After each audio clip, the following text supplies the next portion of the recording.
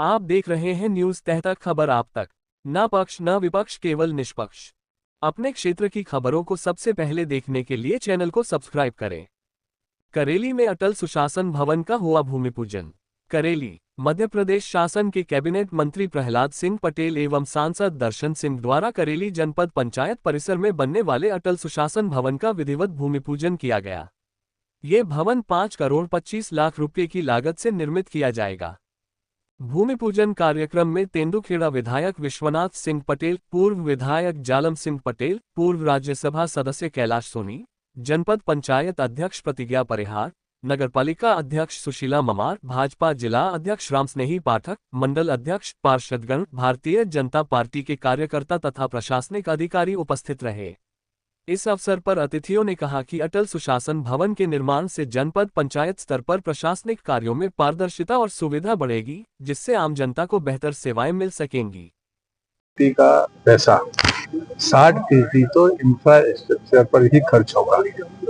हमें 3 साल में ये कोशिश करनी है कि हमारी कोई भी पंचायत ई पंचायत के लायक एक व्यवस्थित भवन के तौर पर हो। जनपद पंचायत 106 में दी है, तो 2 साल में वो लगभग हम चीजों को ठीक कर लेंगे।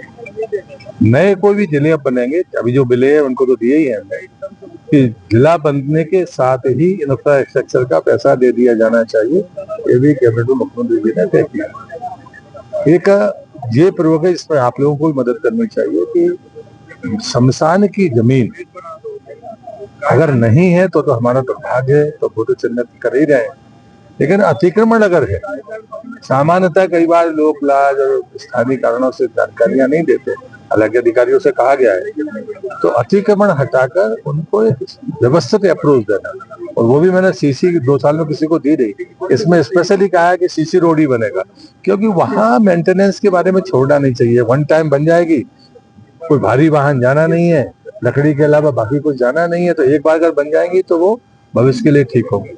तो हमने 5वें वित्त का सारा पैसा, मुख्यमंत्री जी का मैं आभारी हूँ कि पिछले साल 1900 करोड़ था, अभी वो समय 6000 करोड़ किया था, तो मैंने उसको डेजिनेटेड सिर्फ शमशान घाट के लिए उपयोग करने के लिए कहा है। जब भवन डिसमेंटल की बात चल रही है, बहुत सारे बच्चे हैं जिनके स्कूल भी डिसमेंटल होने हैं, लेकिन बच्चे अतिरिक्त अच्छा पढ़ रहे हैं, अपनी विधानसभा भी नहीं। देखिए, मुझे लगता है कि मुख्यमंत्री जी ने बड़ी स्पष्ट निर्देश दिए। जो पहले संकट था कि 3 डिपार्टमेंट के इंजीनियर होंगे, अब बिल्कुल डिपार्टमेंट को अधिकार है, वो अगर मानता है कि ये भवन गिरना चाहिए, वो पंचनामा बनाए और भवन को डिसमेंटल कर सकता है।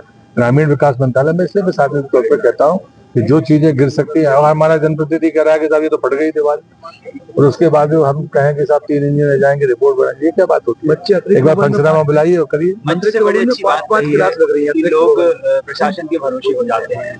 देखिए, अवेयरनेस का काम तो जब समाज को ही करना पड़ेगा।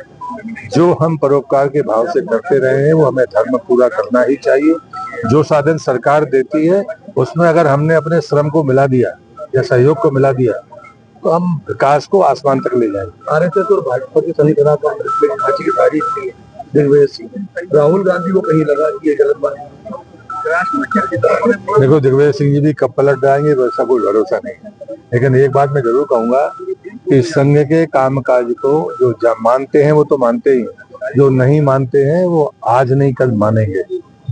राष्ट्र और समाज के लिए इतना बड़ा योगदान किसी और संगठन का है ऐसा मैं नहीं मानता। 100 साल का वो संगठन जिसने सिर्फ त्याग और जागरण के अलावा कुछ किया नहीं, और इतने दशकों तक दूर तक वो समस्याओं को भांप लेते हैं, ये ऐसा काम। मैंने सावरकर जी का एक इतिहास पढ़ा है, जिनने आजादी के समय कहा था कि इतने साल बाद उत्तर पूर्व में ऐसा होगा। तो ये जो वो जमीन पर खड़े हुए लोग हैं, इनका तप है, मुझे लगता है उनको स्वीकार करना पड़ेगा। आज भले वो लोग आलोचना कर रहे हैं, कल उनके बारे में उनको स्वीकार करना ही होगा, इस देश को स्वीकार करना। चुनाव में गड़बड़ी की बात कर रहे हैं, जर्मनी जाके भी राहुल गांधी ने इस बात को कहा। अमित भाई ने ठीक कहा है, SIR के बारे में सीखने गए।